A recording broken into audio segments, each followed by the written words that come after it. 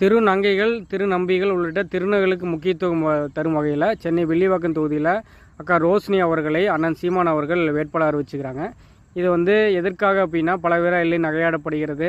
ஆனால் உண்மையான எதுக்காக அப்படின்னா, உண்மையாலும் திருநங்கைகள் இன்றைக்கி சமூகத்தில் எவ்வளவு கொடுமைப்படப்படுறாங்க அப்படின்னு சொல்லி தெரியும். ஆனால் உண்மையாலுமே அவருக்கு மதிப்புக்குரியவர்கள். நம்மளோட தமிழ் மன்னர் பரம்பரையில் அவங்க அரசவையில் அரண்மனையில் பணிப்பெண்களாக இருந்து மதிப்புடைய. ஆனால் இன்றைய அரசாங்கத்தில் இன்றைய அவர் எவ்வளோ ரொம்ப யாருமே கண்டுக்கிறதில்ல, ரொம்ப கேவலமாக தான் பண்ணுறாங்க, ரொம்ப இதாக நடத்தப்படுறாங்க. அதுக்கு தகுந்தாப்புல அவங்களும் ஒரு சில வேறு வழி இல்லாமல் போய் அவங்க பெரும்பாலும் வசூல் பண்ண கடையில் அராஜகம் நடந்துக்குது பண்ணுறது எல்லாமே அவங்க மேலே இருக்குது. நம்ம வச்சுட்டுக்கிறப்போ நம்மளுடைய சூழலை புரிஞ்சு அவங்களோட சங்கம் எல்லாம் நம்ம கடையில் நான் இருக்கப்போ எங்கிட்டே பண்ணிக்கிறாங்க.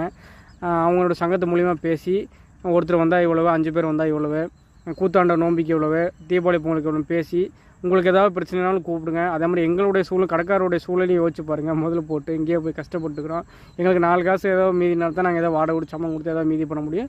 சூழலை எங்கள் சூழல் அவங்க புரிஞ்சு, அவங்க சூழலை நாங்கள் புரிஞ்சு மிக சுமூகமாக போயிட்டு இருந்துச்சு.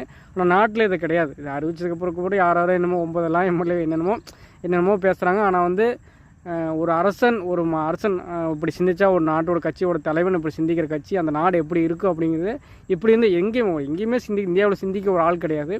ஆனால் அந்த எள்ளி நகையாடுவர்கள் நம்ம கூட பிறந்தவங்க ஒருத்தர் இப்படி இருந்தாங்கன்னா அப்படி எப்படின்னு வச்சுப்பாங்க. அவங்க கூட பிறந்த அக்காவோ தங்கச்சி அப்படி ஒருத்தர் இருந்தாங்கன்னா அவங்க அப்படி எண்ணி நீங்கள் அவங்களும் நம்மள ஒருத்தர் நினச்சா தான் உண்மையாக உள்ள போகிறோம்னு நினச்சா தான் அப்படி ஒரு அங்கீகாரத்தையே கொடுக்க முடியும்.